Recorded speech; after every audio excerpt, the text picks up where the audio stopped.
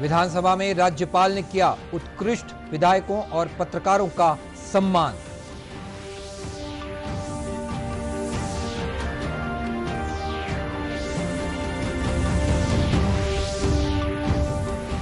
केंद्रीय मंत्री ने कहा, आर्थिक उत्थान और सामाजिक न्याय दिलाने काम कर रही मोदी सरकार।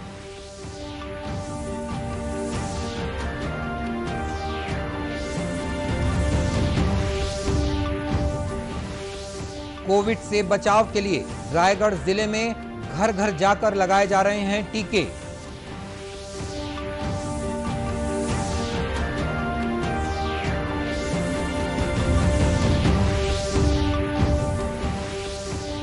और पर्यावरण संरक्षण को बढ़ावा देने के लिए नगर निगम चला रहा है प्लास्टिक फ्री कोरबा अभियान।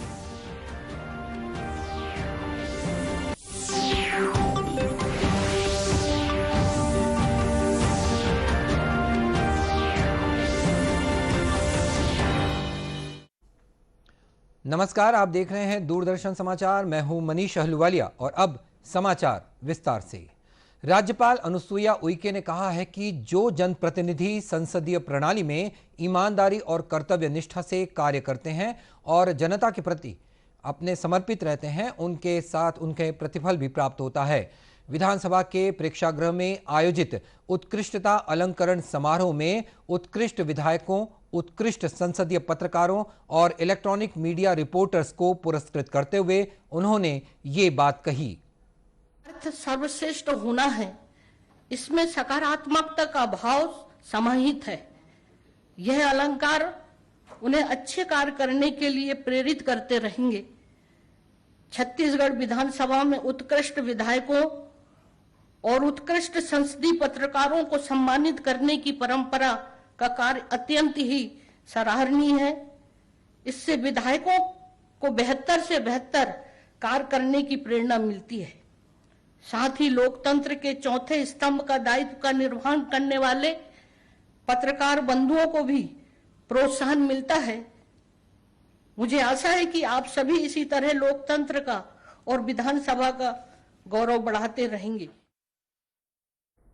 राज्यपाल ने कहा कि आज इस समारोह में शामिल होकर मुझे पुराने दिनों की याद ताजा हो गई। उन्होंने अपनी आज की उपलब्धियों को उन दिनों की कड़ी मेहनत और लगन का परिणाम बताया। मंदिर है, प्रदेश में यह नीति निर्धारण करने वाली सर्वोच्च संवैधानिक संस्था है। यह प्रजातांत्रिक मूल्यों एवं दायित्वों का प्रतीक है। एक सशक्त विधायिका जनहित विकास और सुशासन का आधार स्तंभ होता है। यह एक ऐसा पवित्र स्थान है जहां से राज्य के विकास और भविष्य का रास्ता तय होता है। विधानसभा अध्यक्ष डॉक्टर चरणदास महंत ने भी सभी को बधाई और शुभकामनाएं दी। उन्होंने कहा कि आज पुरस्कृत हुए सभी विधायक और पत्रकार समाज के लिए प्रेरणा के स्रोत हैं। इस अवसर पर मुख्यमंत्री भूपेश बघेल ने कहा कि एक विधायक को विधानसभा में उत्कृष्ट प्रदर्शन करना और उसे बनाए रखना चुनौती है। उन्होंने कहा कि उत्कृष्ट पत्रकारिता का पुरस्कार पाना भी एक उपलब्धि है। इस अवसर पर नेता प्रतिपक्ष धर्मलाल कौशिक, संसदीय कार्य मंत्री रविंद्र चौबे, विधानसभा उपाध्यक्ष मनोज मंडावी और विधानसभा के प्रमुख सचिव चंद्रशेखर गंगराड़े भी मौजूद थे। केंद्रीय मंत्री भूपेंद्र यादव ने कहा है कि मोदी सरकार देश के लोगों के आर्थिक उत्थान और सामाजिक न्याय दिलाने के लिए लगातार काम कर रही है। आज एक संवाददाता सम्मेलन को संबोधित करते हुए श्री यादव ने कहा कि प्रधानमंत्री नरेंद्र मोदी ने स्नातक और स्नातकोत्तर चिकित्सा और दंत चिकित्सा पाठ्यक्रमों के लिए अखिल भारतीय कोटा योजना में अत्यंत पिछड़े वर्गों और आर्थिक रूप से कमजोर वर्ग को आरक्षण प्रदान करने का ऐतिहासिक निर्णय लिया है। उन्होंने कहा कि मोदी सरकार में पिछले 5 साल में 79 नए मेडिकल कॉलेजेस खोले गए हैं। उन्होंने कहा कि देश में स्नातक सीटों करीब 56% और स्नातकोत्तर सीटों में 80% की वृद्धि हुई है। समय से देश में समतामूलक समाज की स्थापना के लिए समाज के सभी वर्गों को समाहित करते हुए समरस भारत की रचना को करने के लिए बहुत सारे निर्णय एक लंबे समय से पेंडिंग थे। प्रधानमंत्री जी के नेतृत्व में उनको पूरा करके सरकार ने सामाजिक समरसता का, समतामूलक समाज का और सभी वर्गों की भागीदारी को सुनिश्चित करने के जो संवैधानिक दायित्व उनको पूर्ण करने का प्रयास किया है। भारत के संविधान में जो सामाजिक, आर्थिक और राजनीतिक न्याय की संकल्पना है, उसको पूरा करने का काम माननीय प्रधानमंत्री जी के नेतृत्व में किया गया और इसीलिए मेडिकल कॉलेज में भी ओबीसी समाज के 27% और आर्थिक रूप से पिछड़े वर्ग के विद्यार्थियों के लिए भी 10% आरक्षण की बात की गई। श्री यादव ने संसदीय परंपरा को तोड़ने के लिए कांग्रेस की आलोचना की। उन्होंने कहा कि पिछड़ा वर्ग आयोग को संवैधानिक दर्जा देने की मांग लंबे समय से चल रही थी, लेकिन यूपीए सरकार के दौरान पिछड़ा वर्ग आयोग को संवैधानिक दर्जा नहीं दिया गया। उन्होंने कहा कि पिछड़ा वर्ग आयोग को प्रधानमंत्री नरेंद्र मोदी के नेतृत्व में संवैधानिक आयोग का दर्जा दिया गया। मुख्यमंत्री भूपेश बघेल ने पंचम विधानसभा के 12वें सत्र के समापन अवसर पर इसकी सफलता को लेकर विधानसभा अध्यक्ष डॉक्टर चरणदास महंत, नेता प्रतिपक्ष धर्मलाल कौशिक, मंत्री एवं विधायक गणों सहित व्यवस्था के संचालन में प्रत्यक्ष एवं अप्रत्यक्ष रूप से सहभागी रहे सभी लोगों का धन्यवाद ज्ञापित किया है। मुख्यमंत्री ने कहा कि विधानसभा का ये पावस सत्र संक्षिप्त होने के बावजूद भी सार्थक रहा। सत्र के दौरान सदस्यों ने अपने क्षेत्र की समस्याओं से संबंधित प्रश्न, ध्यानाकर्षण स्थगन, अशासकीय संकल्प, लोकहित के मुद्दे पर सदन का ध्यान आकर्षित किया। उन्होंने कहा कि इस सत्र में संसदीय प्रणाली के सभी आयामों का उपयोग हुआ है। पंचम विधानसभा के इस पावस सत्र में पहली बार अशासकीय संकल्प प्रस्तुत हुआ। मुख्यमंत्री ने कहा कि छत्तीसगढ़ विधानसभा के सदस्यों ने अपने कार्य व्यवहार से संसदीय परंपरा की गरिमा को एक नई ऊंचाई दी है। पक्ष विपक्ष के सभी सदस्यों ने विधानसभा अध्यक्ष के मार्गदर्शन में जनहित के मुद्दों पर सार्थक चर्चा और समस्याओं का समाधान भी किया है। उन्होंने नेता प्रतिपक्ष सहित मंत्रिमंडलीय सहयोगियों एवं सदस्यों को सत्र के दौरान बेहद सूझबूझ और सजगता के साथ अपनी बात रखने के लिए बधाई और शुभकामनाएं दी। मुख्यमंत्री भूपेश बघेल ने कहा कि पावस सत्र में हिंदुस्तान में पहली बार कृषि भूमिहीन मजदूरों की आर्थिक मदद के लिए बजट में प्रावधान किया गया।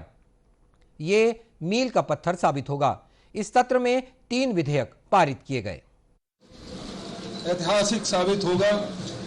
आज इसमें जो मजदूर हैं, जो भूमिहीन श्रमिक हैं, उनके लिए पहली बार सप्लीमेंट्री बजट में प्रावधान किया गया। ये ऐतिहासिक निर्णय रहा है।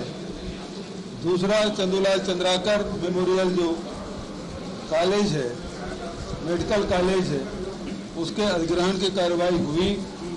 वो भी अपने आप में मील का पत्थर साबित हुआ है। ये विधेयक के माध्यम से जहां मेडिकल छात्रों के भविष्य सुरक्षित हुआ, बल्कि आने वाले समय में 150 सीट मेडिकल कॉलेज तत्काल मिलेगा। इसका लाभ प्रदेश की जनता को मिलेगा।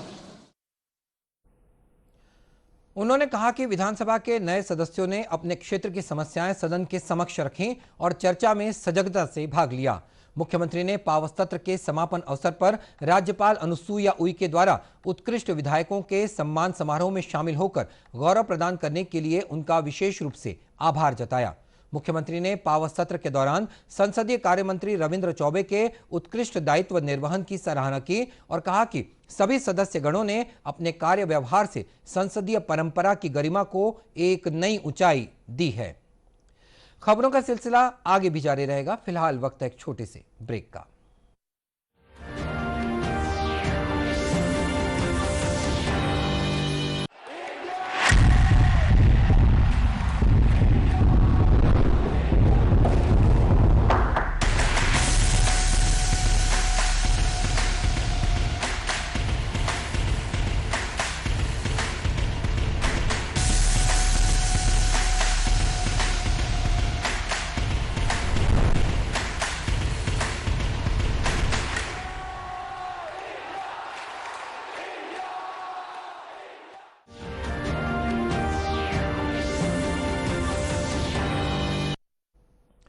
ब्रेक के बाद एक बार फिर स्वागत है आपका दूरदर्शन समाचार में।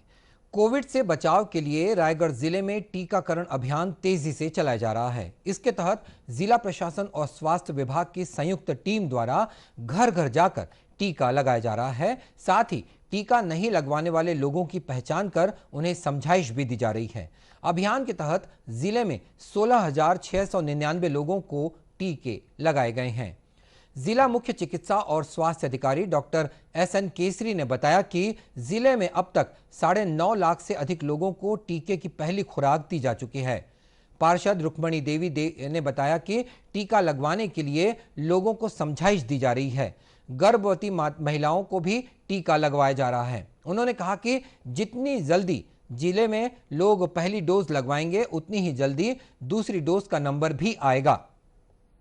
जनवारी सामुदायिक भवन में वहाँ पे टीकाकरण हो रहा है। लोगों के घर घर जाके जो गर्भवती महिलाएं उनको भी टीका लगाया जा रहा है।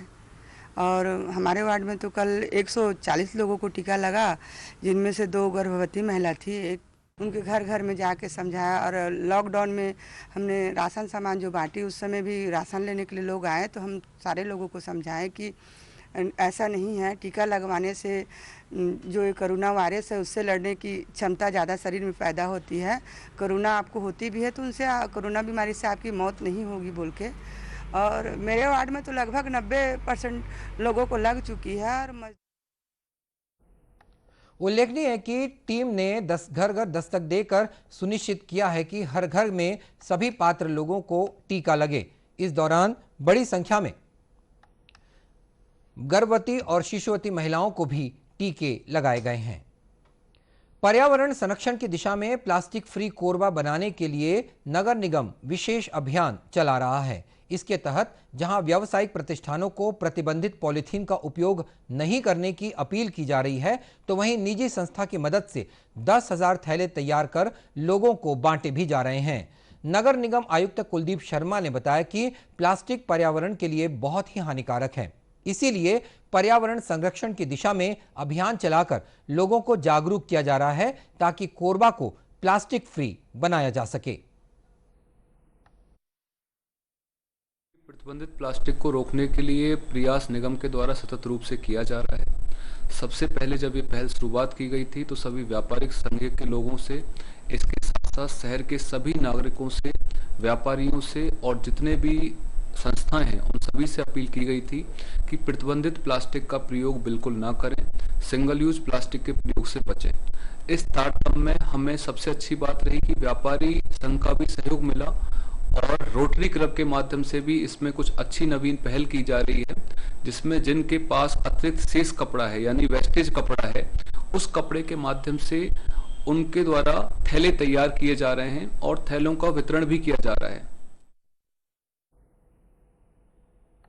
लोगों को कपड़े और जूट के थैले बांट रहे संस्था के अध्यक्ष विक्रम अग्रवाल ने बताया कि उनके द्वारा तैयार कराए जा रहे थैले हाट बाजार और दुकानों में बांटे जा रहे हैं। काम चालू है और कई थैले हमारे बन चुके हैं 500-1000 के आसपास, और कोशिश कर रहे हैं कि जल्द से जल्द 10,000 थैले बना के नगर निगम के साथ अपन इसको बांटे मार्केट में। और जिसके लिए यहाँ जो बच्चियाँ हैं ये हमारी मदद कर रही हैं थैलों की सिलाई में। पुराने कपड़े जो हैं ये हम लोग कपड़ा दुकानों से जो थान के कपड़े बच जाते हैं या घरों में कोई एक्स्ट्रा कपड़े पर्दे वगैरह के, तो ऐसे कपड़े हम लोग एकत्रित कर रहे हैं और उन कपड़ों से यहाँ पर थैले बन रहे हैं जो कि प्लास्टिक फ्री कोरबा के लिए बहुत ही मददगार साबित होंगे। उल्लेखनीय है कि नगर निगम कोरबा काफी समय से पर्यावरण संरक्षण की दिशा में काम कर रहा है। इसके तहत नगर निगम द्वारा प्रतिबंधित प्लास्टिक का उपयोग करने वाले दुकानदारों के खिलाफ 1 लाख रुपए से भी अधिक का जुर्माना भी लगाया जा चुका है।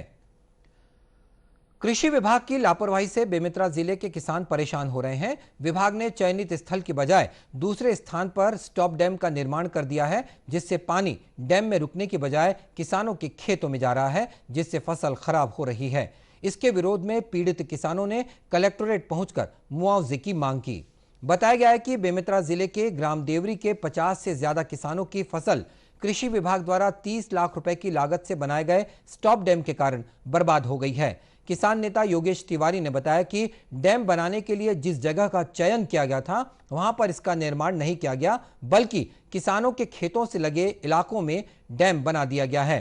जिससे नाले का पानी खेतों में जा रहा है और इससे इनकी पूरी फसल बह गई है। किसानों का पूरा फसल चेक डैम गलत बनने के कारण से पूरा डुबान में भर जा रहा है, पानी 5-5, 6-6 फीट पानी भर जा रहा है, पूरा फसल चौपट हो जा रहा है। पिछले 8 महीना पहले भी इन लोगों ने शिकायत किया था कलेक्टर को, विधायक को, विधानसभा क्वेश्चन भी उठा था, कृषि मंत्री का जवाब भी आया था कि सर जल्द से जल्द चेक डैम की जांच करवाई जाएगी, क्षतिपूर्ति राशि दी जाएगी और जो भी संबंधित अधिकारी जो गलत ढंग से बना उनके खिलाफ कार्रवाई की जाएगी। बताया गया है कि किसानों ने डैम निर्माण के समय ही विभाग के अधिकारियों और ठेकेदारों को इसका निर्माण चिन्हांकित जगह पर ही करने को कहा था, लेकिन अधिकारियों ने अपने मन मुताबिक दूसरे स्थान पर इसका निर्माण कर दिया है, जिससे किसान परेशान हैं। और इसी के साथ ये समाचार बुलेटिन समाप्त हुआ। नमस्कार।